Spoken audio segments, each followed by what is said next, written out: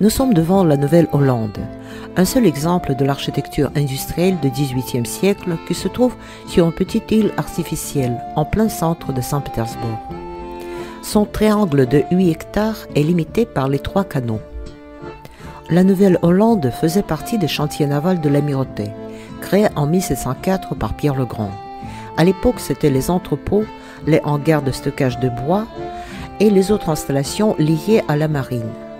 L'endroit était aménagé d'après le modèle des chantiers navals en Hollande, d'où vient le nom actuel. L'arche majestueuse flanquée des colonnes de l'ordre Toscane en granit rouge était réalisée en 1780 par l'architecte français Valent de la Motte. Sous la voûte, dont la hauteur est de 23 mètres, passaient les péniches chargées de bois pour se rendre au bassin intérieur. Le bois de charpente était stocké à la verticale, à la manière hollandaise, ce qui demandait les murs solides. Le long de 3 siècles, la Nouvelle-Hollande restait une zone militaire de la marine baltique, interdite au public.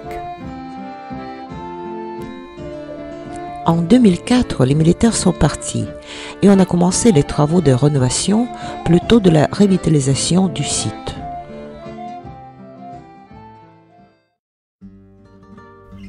La muette à l'entrée était dessinée par le peintre Pantuchkin en 2011 et cet oiseau est devenu le symbole de cet endroit que vous allez trouver ici partout.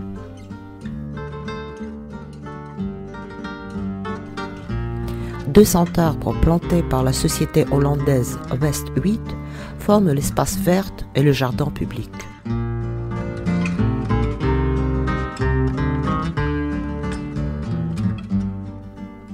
Le bassin d'eau dans la cour intérieure où nous sommes était prévu par Pierre le Grand pour tester les bateaux.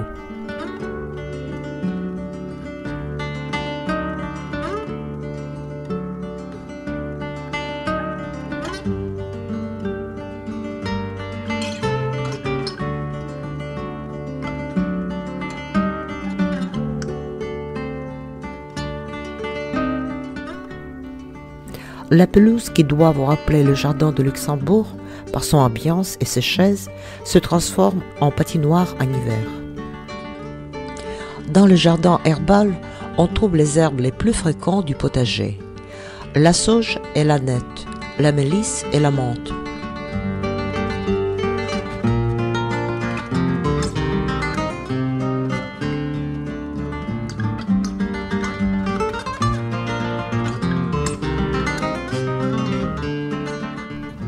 L'ancien forge du XIXe siècle abrite un restaurant de la cuisine russe traditionnelle.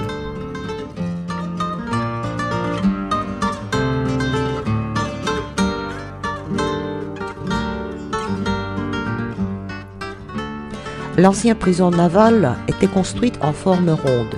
Son architecture très particulière avait inspiré le nom, la bouteille, butylka en russe.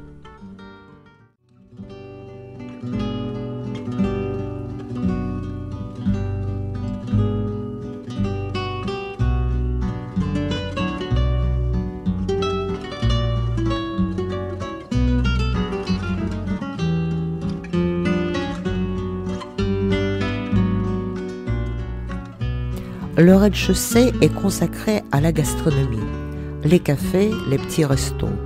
Au premier étage, les boutiques et plus haut, l'espace de la santé, du sport et de la beauté.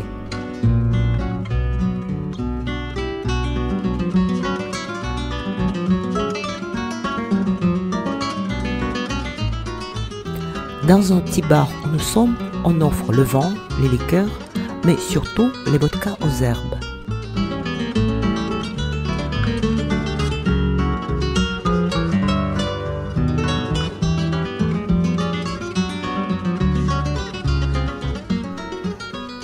Après la journée touristique, bien remplie de musées, vous cherchez un endroit sympa pour se reposer et se distraire?